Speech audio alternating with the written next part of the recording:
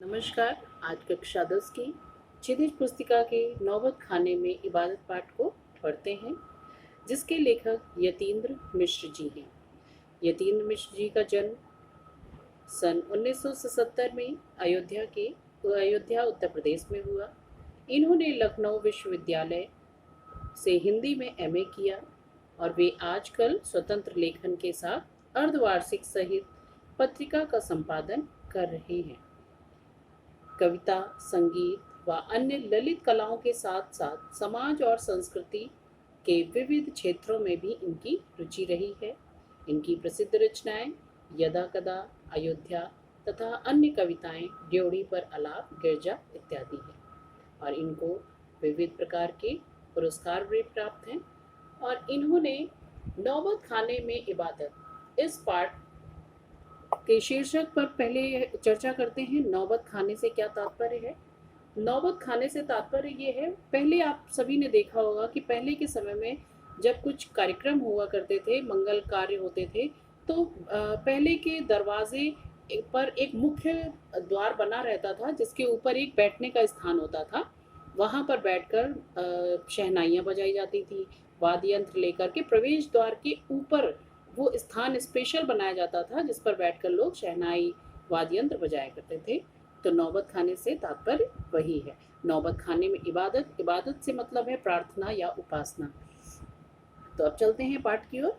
नौबत खाने में इबादत पाठ प्रसिद्ध शहनाई वादक बिस्मिल्लाह खां पर लिखा गया व्यक्ति चित्र है और जिसको आत्मीय शैली में लिखा गया है।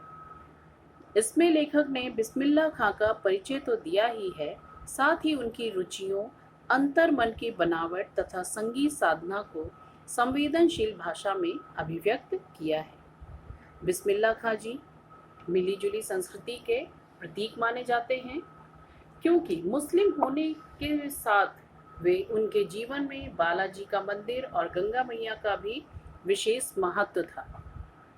परंतु 21 अगस्त 2006 को बिस्मिल्लाह खां ने जब संसार से विदाई ली, तो उनके जाने के दुख में जहां आंखों में आंसू भर आए, वहीं उनकी याद में घरों में दिन भर शहनाइयाँ बजती रहीं। मन में कहीं न कहीं यह हुक उठ रही थी कि अब ऐसा व्यक्तित्व अब फिर कभी नहीं आएगा।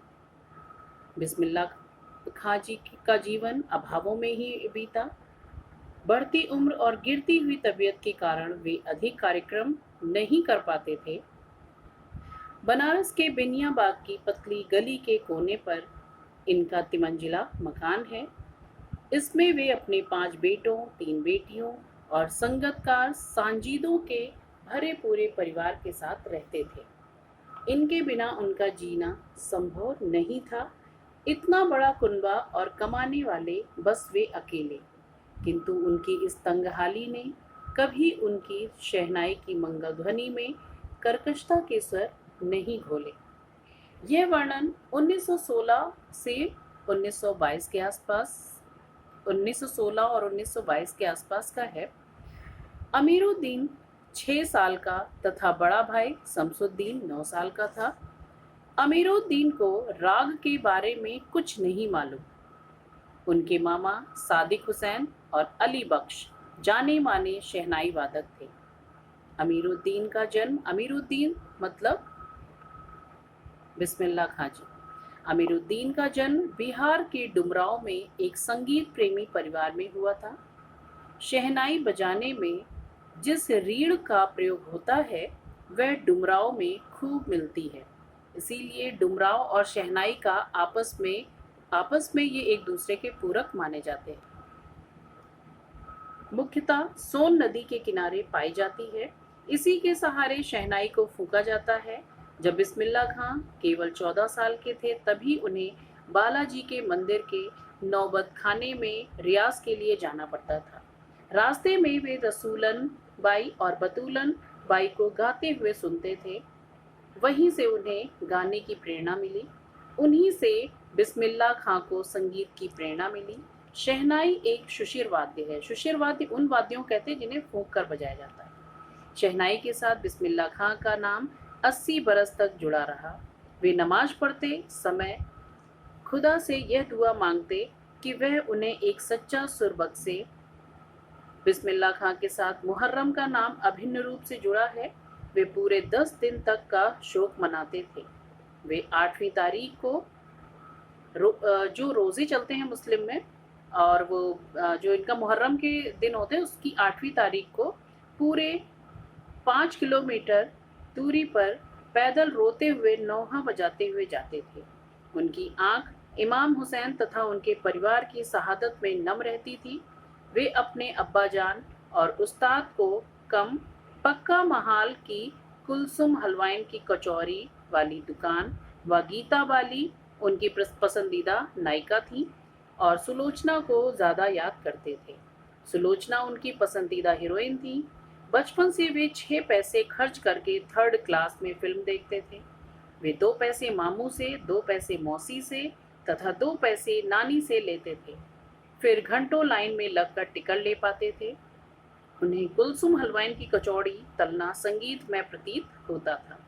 बिस्मिल्लाह खां का काशी, गंगा और बालाजी मंदिर के से विशेष लगाव था। वे कहते थे, हमें भारत रत्न शहनैया पर मिला है, लुंगिया पे नहीं। वे बहुत ही सरल जीवन जीते थे। बिस्मिल्लाह खां और विश्वनाथ एक दूसरे के पूरक रहे हैं। वे भारत की गंगा जमुनी संस्कृति के प्रतीक थे। वे अपनी अजय संगीत यात्रा के लिए भविष्य में भी संगीत के नाक बने रहेंगे।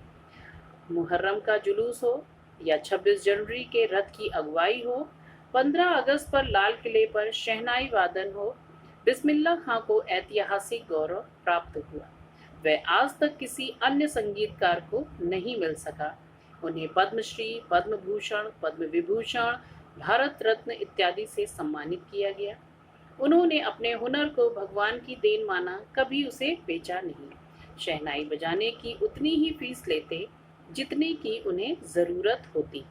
अमेरिका का रॉकफेलर फाउंडेशन उन्हें उनके सांजीदों के साथ वहां रखने के लिए इतना उतावला और इतना उत्सुक था कि वहां उनके लिए बनारस का प्रतिरूप बनाने को भी तैयार था। परंतु बिस्मिल्लाह खां ने कहा, यहाँ गंगा कहाँ से लाओगे? भारत के अन्य महापुरुषों की तरह वे स्वैच्छिक गरीबी और सादगी से शान से जिए, शहनाई के शहंशाह की तरह जिए, और इस प्रकार उन्होंने हमारे देश का नाम रोशन किया और हमारे दिलों पर ताउम्र राज करते हैं और करते रहेंगे।